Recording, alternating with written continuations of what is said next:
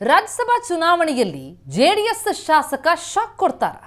ಆತ್ಮಸಾಕ್ಷಿಯ ಮತಗಳ ನಿರೀಕ್ಷೆಯಲ್ಲಿರುವಂತಹ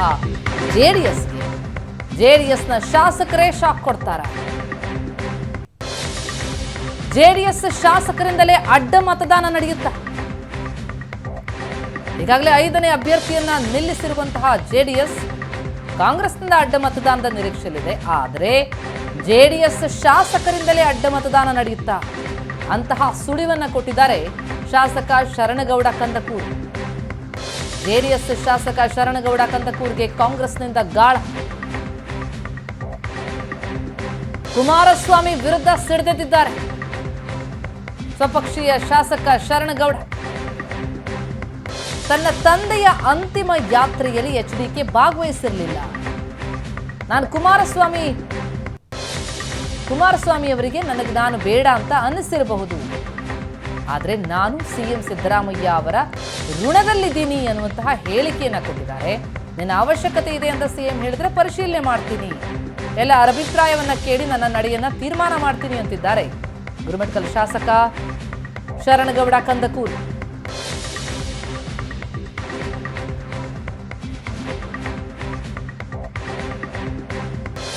ರಾಜ್ಯಸಭಾ ಚುನಾವಣೆಗೆ ಮತದಾನ ನಡೆಯಿರ್ತಕ್ಕಂಥದ್ದು. ಈ ಒಂದು ರಾಜ್ಯಸಭೆ ಚುನಾವಣೆ ಸಾಕಷ್ಟು ಜಿದ್ದಿನ ಕಣವಾಗಿ ಈಗ ಮಾರ್ಪಟ್ಟಿರ್ತಕ್ಕಂಥದ್ದು.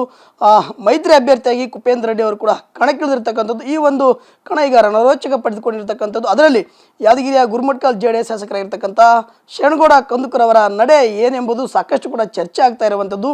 ಈಗ ಅವ್ರು ನಮ್ಮ ಜೊತೆಲಿದ್ದಾರೆ, ಅವ್ರು ನಾನು ಮಾತಾಡಿಸ್ತೀನಿ. ರಾಜ್ಯಸಭೆ ಚುನಾವಣೆಯಲ್ಲಿ ಸರ್ ಮೈತ್ರಿ ಅಭ್ಯರ್ಥಿಯನ್ನು ಬೆಂಬಲಿಸಿ ವೋಟ್ ಮಾಡ್ತೀರಾ ಅಥವಾ ಏನು ಮಾಡ್ತೀರಾ ಅಂತ?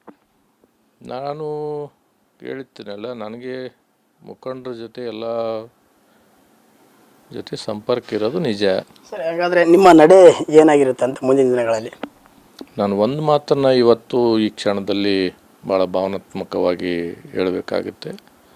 79 ವರ್ಷದ ಹಿರೇಜೀವಿ ನಮ್ಮ ತಂದೆ ತೀರ್ಕೊಂಡಾಗ ಒಬ್ಬ ಮಾಜಿ ಶಾಸಕನಿಗೆ ಏನು ಗೌರವ ಸರ್ಕಾರದಿಂದ ಕೊಡಬಾರ್ದು, ಅದು ಏನಪ್ಪಂದರೆ ಮಾನ್ಯ ಮುಖ್ಯಮಂತ್ರಿಗಳು, ಜಿಲ್ಲಾಡಳಿತಕ್ಕೆ ಮತ್ತು ಉಸ್ತುವಾರಿ ಸಚಿವರುಗಳು ಜಿಲ್ಲಾಡಳಿತಕ್ಕೆ ಇನ್ಸ್ಟ್ರಕ್ಷನ್ ಕೊಟ್ಟು ಒಬ್ಬ ಮಾಜಿ ಶಾಸಕನಿಗೆ ಕೊಡಲಾರ್ದಷ್ಟು ಗೌರವ ಅಂತಿಮ ಯಾತ್ರೆಯಲ್ಲಿ ಸರ್ಕಾರದಿಂದ ಗೌರವ ಕೊಡಿಸಿದ್ದಕ್ಕೆ ನಾನು ಸಿದ್ದರಾಮಯ್ಯ ಅವರು ಋಣದಲ್ಲಿದ್ದದ್ದು ನಿಜ. ನಿಮ್ಮ ತಂದೆಯವರಾಗಿರ್ತಕ್ಕಂಥ ನಾಗನಗೌಡ ಕಂದಕೂರ್ ಅವರ ಅಂತಿಮ ಯಾತ್ರೆಯಲ್ಲಿ ನಿಮ್ಮದೇ ಪಕ್ಷದ ನಾಯಕರು ಕುಮಾರಸ್ವಾಮಿ ಅವರು ಭಾಗವಹಿಸಲಿಲ್ಲ ಸರ್. ನಿಮ್ಮ ಕುಟುಂಬ ಇಡೀ ಜೀವನವನ್ನು ನಿಮ್ಮ ಪಕ್ಷಕ್ಕೆ ಸವಿಸಿರ್ತಕ್ಕಂಥದ್ದು, ಇಲ್ಲ ಒಂದು ಕಡೆ ನಿಮ್ಗೆ ಅಸಮಾಧಾನ ಇದೆನಾ ಅಂತ? ಅಸಮಾಧಾನ ಅನ್ನೋದಕ್ಕಿಂತ ನೋವಿನಿಂದ ತುಂಬಿರ್ತಕ್ಕಂಥದ್ದು ಅಂತ ಹೇಳ್ಬೋದು ಅಷ್ಟೇ. ಇಲ್ಲ, ನಾನು ಅವ್ರಿಗೆ ಹೇಳೋಷ್ಟು ದೊಡ್ಡವನಲ್ಲ. ನಿಮ್ಮ ಪಕ್ಷದ ಅಸ್ತಿತ್ವಕ್ಕಾಗಿ ನೀವು ಹೋರಾಟ ಮಾಡಿರ್ತಕ್ಕಂಥ ಒಂದು ಕುಟುಂಬ, ಅಂಥ ಕುಟುಂಬಕ್ಕೆ ಒಂದು ಯಾವುದೇ ಒಂದು ಕಾರಣಕ್ಕೆ ಬರದೇ ಇರತಕ್ಕಂಥದ್ದು ಏನಂಥದ್ದು ಏನಾಗಿತ್ತಂತ? ಆಯಿತು, ಈಗಾಗಲೇ ನಮ್ಮ ತಂದೆಯವರು ಅಂತಿಮ ಯಾತ್ರೆಗೆ ಬಂದಿಲ್ಲ ಅಂದಮೇಲೆ ಅದಕ್ಕೆ ಉತ್ತರ ಸಿಕ್ಕಾಗಿದೆಯಲ್ಲ. ಅಂದರೆ ನಿಮ್ಮ ಮುಂದಿನ ನಡೆ ಒಂದು ಕಡೆ ಕಾಂಗ್ರೆಸ್ ಕಡೆ ಮುಖ ಮಾಡಿದ್ರಂತ ಏನು? ಇಲ್ಲ, ನನ್ನ ನಡೆ ರಾಜಕೀಯವಾಗಿ ನಾನು ಯಾವುದೋ ಈ ಕ್ಷಣಕ್ಕೆ ನಾನು ಇನ್ನೂ ನಿರ್ಧಾರ ಮಾಡಿಲ್ಲ. ಯಾಕಂದರೆ ನಾನು ಇವತ್ತು ನಮ್ಮ ತಂದೆ ಇಲ್ಲ, ನನಗೇನೇ ಇದ್ದರೂ ಮಾರ್ಗದರ್ಶನ ಮಾಡೋರು, ಹೇಳೋರು ತಪ್ಪು ಸರಿ ಅಂತ.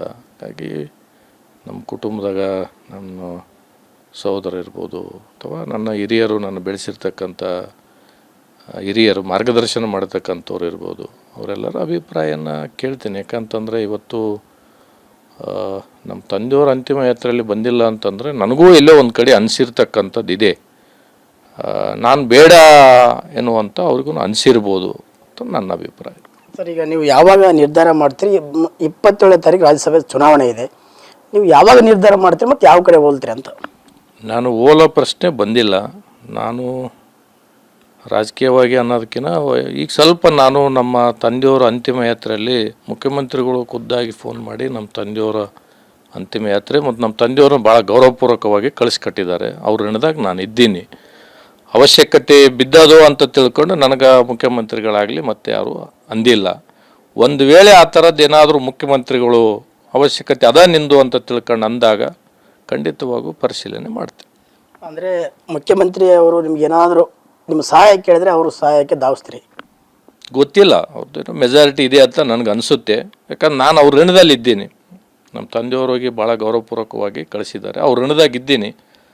ಅವ್ರು ಏನಾದರೂ ಆ ಥರದ್ದು ಕೇಳಕ್ಕಿಲ್ಲ. ಒಂದು ವೇಳೆ ಕೇಳಿದರೆ ಎಲ್ಲರ ಅಭಿಪ್ರಾಯ ಕೇಳಿ ತೀರ್ಮಾನ ಮಾಡ್ತಾರೆ.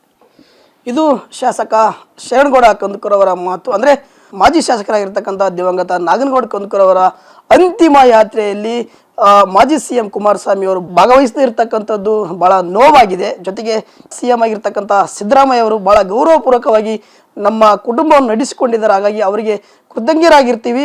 ಅಂತಹ ಸಂದರ್ಭ ಬಂದರೆ CM ಸಿದ್ದರಾಮಯ್ಯ ಅವರ ಸಹಾಯಕ್ಕೆ ನಾನು ನೆರವಾಗ್ತೀನಿ ಎಂಬ ಮಾತುಗಳನ್ನು ಕೂಡ ಅವರು ಆಡ್ತಾ ಇರುವಂಥದ್ದು.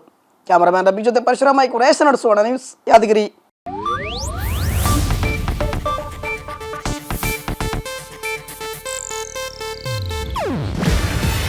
ಇದು ಏಷ್ಯಾನೆಟ್ ನ್ಯೂಸ್ ನೆಟ್ವರ್ಕ್ ಪ್ರಸ್ತುತಿ. ನೀವು ನೋಡ್ತಿದ್ದೀರಾ ಏಷ್ಯಾನೆಟ್ ಸುವರ್ಣ ನ್ಯೂಸ್.